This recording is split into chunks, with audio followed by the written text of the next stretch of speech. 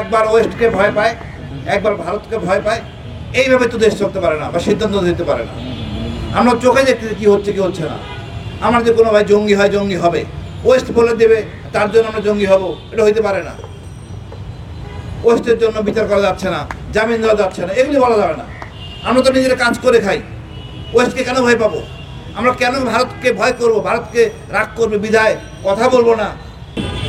আমার পাশে মনের ভাই, কতটা কঠোর কথা বলবো জানি না, তবে কথা হলো এইটাই পরিষ্কার, যদি অপরাধ করে 14 দল বা আওয়ামী লীগ, তাহলে এই যদির মধ্যে থাকা যাবে না। এটা পরিষ্কার দৃশ্যমান, কে অপরাধী কারা অপরাধী।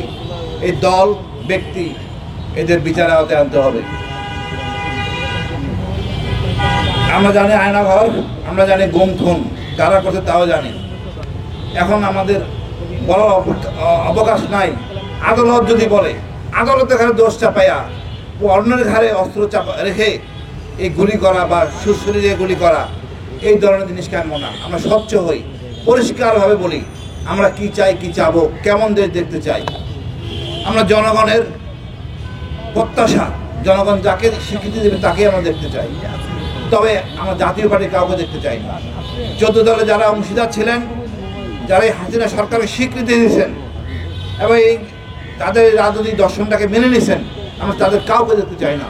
অন্তত 5টা বছরের জন্য একটা নির্বাচন। এখন পর্যন্ত আওয়ামী লীগ অপরাধ স্বীকার করে নাই। কতটা নির্লজ্জ জাতি, মানে বেহায়া। আর এদেরকে যারা সাপোর্ট করছে তারাও একই সারির স্বামী।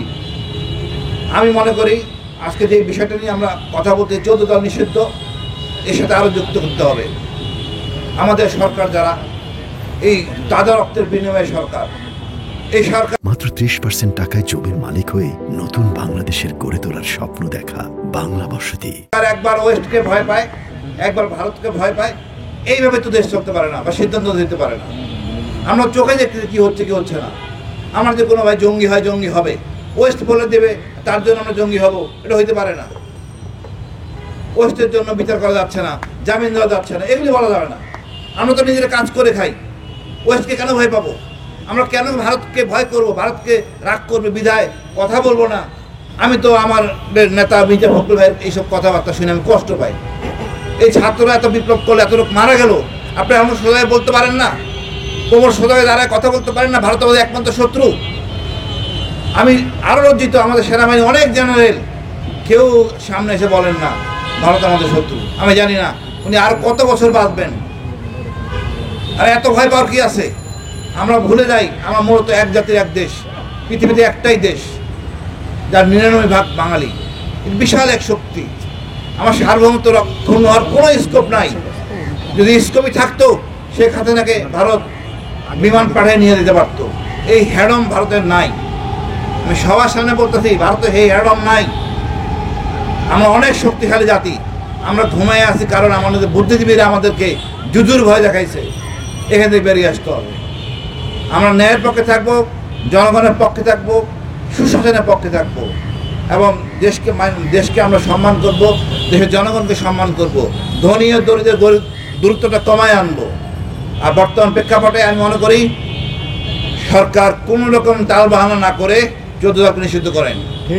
কত নির্লজ্জ হইতে পারে আমি জানি না, আর বাকি কথা নাই বললাম।